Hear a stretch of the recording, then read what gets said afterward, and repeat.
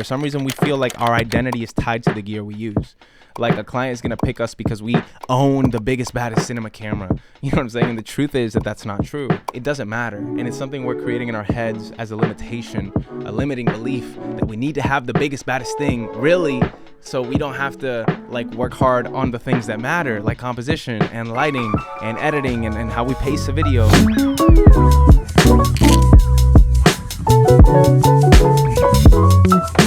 Yo, what's going on? My name is Andres Tagliaferro, or you can just call me Tags. And today I want to talk to all my videographers and cinematographers out there. People who create videos professionally for business to make money, work with big clients, small clients, whatever situation you're in. I want to introduce a new concept to you that you might be aware of, but you don't currently use on your day-to-day. We live in a place where the internet rules the world, which means that business is booming. There's a new camera with a bigger sensor, a better frame rate, a better quality resolution, the best like colors. There's a new camera coming out every 3 to 6 months by Canon, Sony, Fujifilm, you name it. There's a new camera dropping every freaking week, and I wanted to tell you something that maybe you haven't heard before, and that is that you do not need to own a camera to use it and operate it in business. You don't need to buy the $7,000 camera body, rig it out for another $6,000, the set of 3 film lenses that'll cost you another 30 grand to finally say, you know what,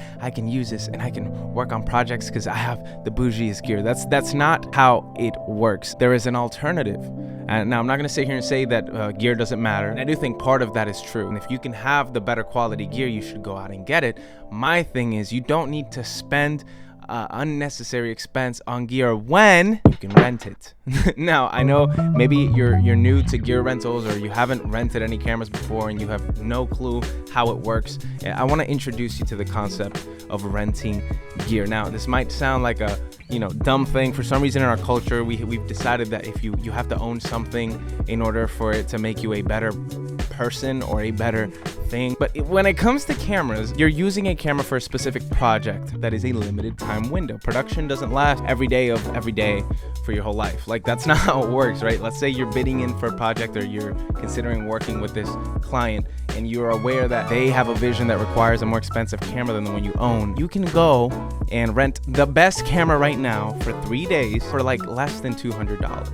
And I'm saying this because me, personally, I, Andres Tagliaferro, am a content creator. I make videos for businesses all over the nation. I have recently taken the approach of, you know what? I'm going to scale back. I'm going to buy one really good trusty camera that I can use for anything, which I'm using for my YouTube channel.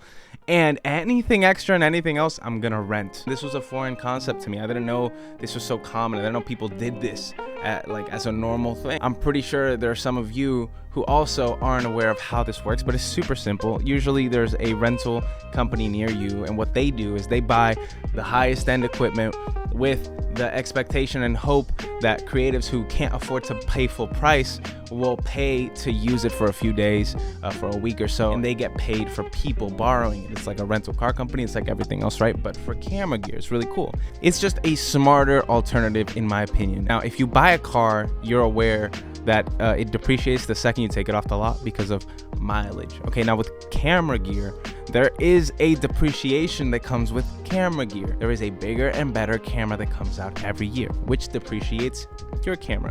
And so I think, here's my approach. It's not like I don't buy anything. Clearly, I have a cool microphone, I have a computer, I have lights, I have other things that I wouldn't want to rent. But there are some stuff I'd rent, and this is my message and advice to anybody who wants to save and maximize their profits in their business. Do not buy a cinema camera, and do not buy cinema lenses, or lenses in general. If you're like me and you create content for yourself, maybe get a less expensive thing that you can use on a day-to-day for random projects. But in terms of big projects, I don't think it's wise to spend $7,000 on that red Komodo.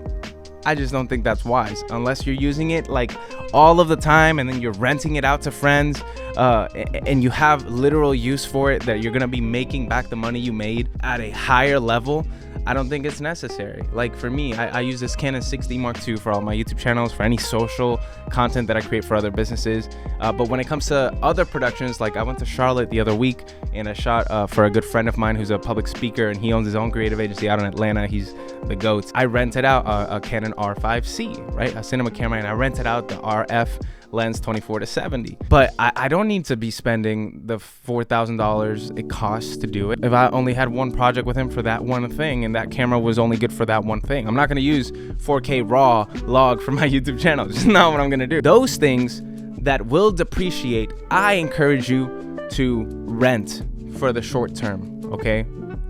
As needed, right? Unless you know you're gonna use it every day and whatever. Maybe it's important to you to buy it, but for the most part, it's better to rent. There are things that I think you should buy. One, any travel bag. So obviously I have my own camera bag, hardware, tripods. I would buy tripods. I think that's also another annoying thing to add on to like a rental thing. Like I have 2 tripods I use. I have a smaller photo tripod like this one. I have a bigger one that I bought, and hardware for the lights, some microphones, the things that aren't out of this like crazy budget expensive thing that you can keep and you can use alongside the rental stuff. But the main point is you don't need to be saving $20,000 to buy a camera if you are a cinematographer who's gonna work with teams, who you're gonna eventually level up and work with brands where like they'll have a budget for real high-end cameras. Like, why buy the $3,000 Sony when you could just rent the $6,000 one for $300? So with that being said, another little tip when it comes to renting gear is this is an expense for a project. You're not paying for this. This isn't coming out of your pocket. You tell the client, my rate for this video is $6,000, and you factor that into your rate in whatever you're gonna do. Like, my clients know, like, I rent gear, and that's fine. Nobody cares. That's the other thing about the idea of renting gear. For some reason, we feel like our identity is tied to the gear we use. Like, a client is gonna pick us because we own the biggest, baddest cinema camera. You know what I'm saying? And the truth is that that's not true. It doesn't matter. And it's something we're creating in our heads as a limitation, a limiting belief that we need to have the biggest, baddest thing, really, so we don't have to like work hard on the things that matter, like composition and lighting and editing and how we pace a video and our client relations, our communication skills. These things are the things that will get you hired. These are the things that will get you newer clients, better client. The truth is, when I get hired for things, I don't get hired because I have a Canon 6D Mark II. Why would anyone hire me for that? I get hired because I can create this kind of work. I can put this story together. I am a great communicator. I keep high communication with my clients so they never feel like they're lost in any of the process. I do a good job of these things that matter the most.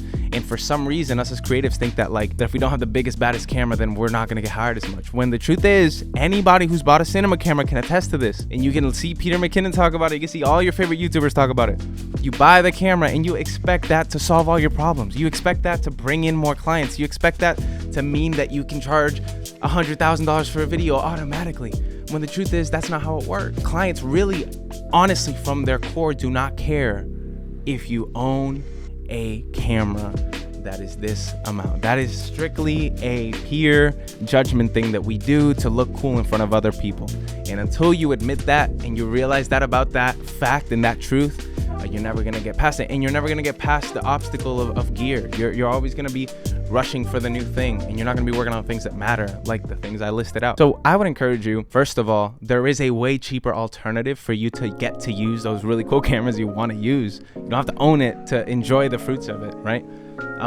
2, your clients don't have to know. Like, most of your clients, if you have a good portfolio and you have a good relationship with them, they're not gonna care. They just want what you did with this person with their company. That's it. Yeah, anyways, I wanted to just touch on that because I know there's a weird identity thing with creatives. Just a quick like last thing that I'll say anecdotally. My first big project was with the Dallas Mavericks. I don't know where they are on my hat. It's one of these logos here in Dallas. And I showed up with a $20 Steadicam, a Canon 80D, and a 24mm cheap lens. And we did a full Fox commercial aired Jumbotron playing all over the stadium arena. Like, they had them in all the TVs. We did a full 3-day production with that camera, with that kit. Not once did anyone ask me about the camera. Not once did anyone ask me, ooh, like, I can't believe that's it. Like, nobody said anything. Whether you own something or not doesn't matter. It's, can you deliver on your promise? Can you create what you promised you would create? And if that's true, and if you can with any gear, then you're gonna be okay and you're gonna be fine. But I just want to put on your radar, stop buying the newest camera every time it drops. It's a waste of money, trust me, and just start renting it. These are things that we're just not told, we're not taught, at least the way I came into the game. Maybe in school they teach that a little better. I didn't go to school, which I'm sure if you're watching this, you probably didn't either. So I just wanted to throw that out there. Look for your nearest rental shops. The one I use the most is called Aperture Rent. I'll put their link in the bio. It's not sponsored. I wish it was, but I've used them for everything. I use all of my friends use them here in the DFW Metroplex. I know they're in Washington D.C. and Atlanta too. Give the rental companies a chance, and you'll see you'll save a lot more money if you do it that way. A little tip, and if this helped you, and if you got some value from this video and maybe a new perspective on gear from watching this, then I encourage you to hit the subscribe button, hit the like button, and leave a comment. Do you agree? Do you disagree? I know this can be probably a controversial take for some reason, because if you don't talk about the newest camera at all times, then YouTube conspires against you and everyone hates you for some reason. But I think it's a really important thing to talk about and let young creatives know, you don't need to have that $7,000 camera to do good work. This has been your boy Andres Tagliaferro, or Tags, what you can call me.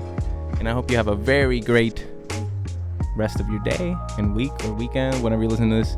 And remember, we end every video like this to stay grateful. Peace.